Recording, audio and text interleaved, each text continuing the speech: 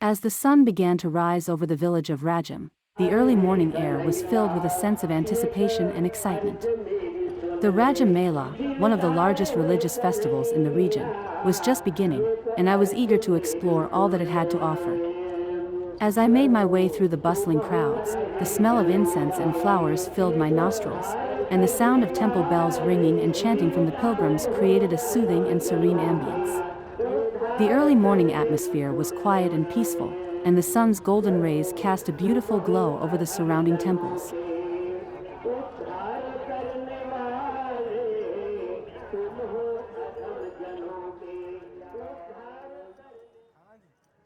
The decorated horses for the procession of the sadhus were a sight to behold.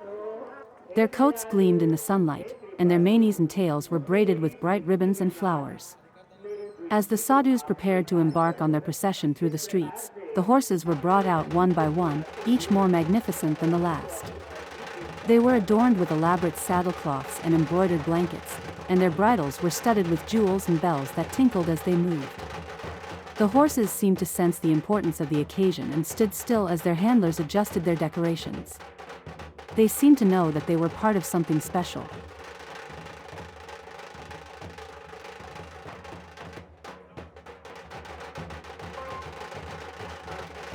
As the sun began to set, the streets were filled with the sound of drums and bells as the first group of dancers made their way onto the procession route.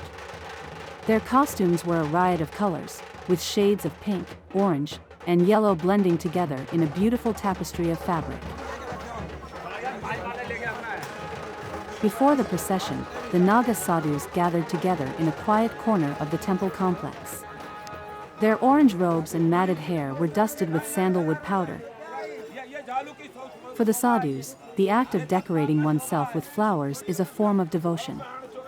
It represents a recognition of the beauty and power of nature, and is seen as a way of connecting with the divine.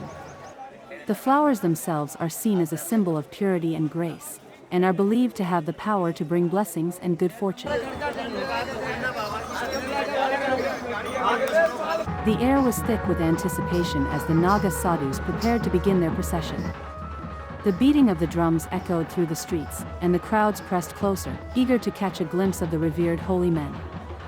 The Naga sadhus mounted their horses, their eyes shining with a fierce determination.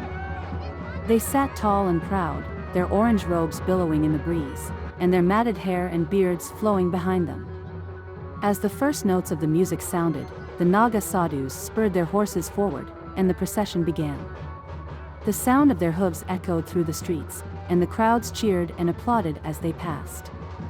The Naga sadhus led the way, their horses prancing and their eyes fixed ahead.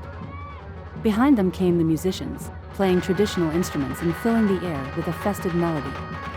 As the procession wound its way through the narrow streets, the Naga sadhus chanted prayers and blessings, their voices rising above the din of the crowd. Their devotion was palpable, and it seemed to fill the air around them, touching everyone who witnessed it.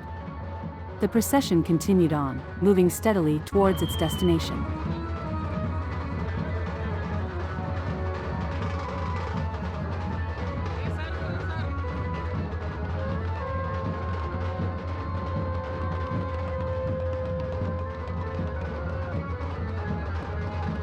The colorful dancers in the procession represent the vibrant and diverse cultural heritage of the region. The colorful costumes worn by the dancers symbolize the richness and diversity of the culture that is being celebrated.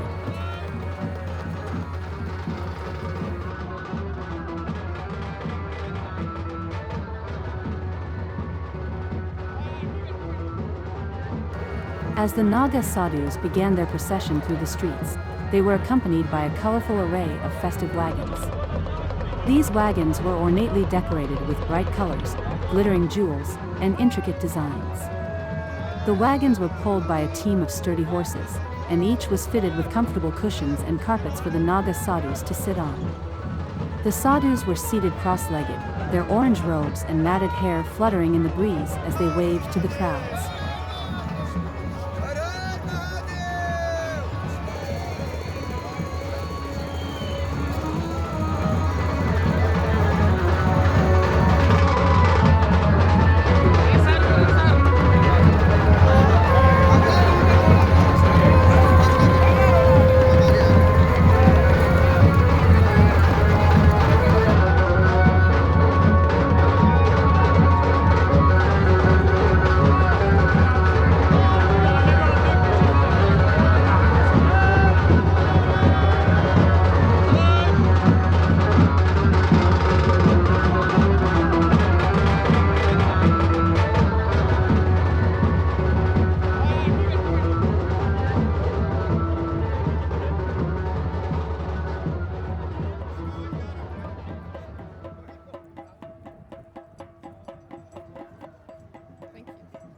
As the sun rose high in the sky, a sea of people gathered at the banks of the river Mahanadi, which flowed through the town. One of the most significant events of the Mela was the holy bath, which was said to cleanse the soul of all impurities. A group of sadhus, their bodies adorned with sacred markings and draped in colorful robes, had gathered at the banks of the river Mahanadi to take part in the holy bath.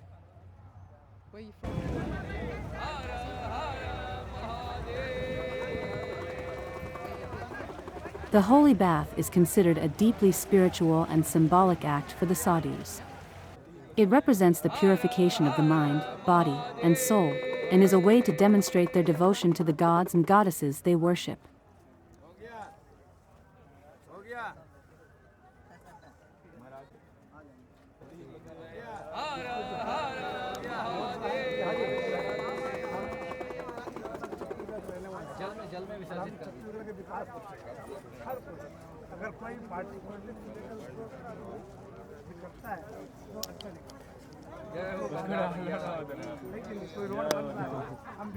Ganga मैया की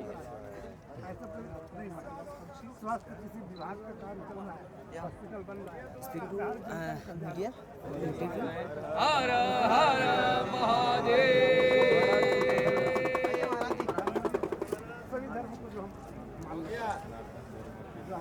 The metal symbol of the sadhus is an important part of their spiritual practice and identity. The symbol is known as a trishul or trident, and it represents the three aspects of Hinduism: creation, preservation, and destruction. The red powder is called kumkum or sindoor. It is a sacred substance that is widely used in Hindu religious ceremonies and rituals, and has a deep spiritual significance.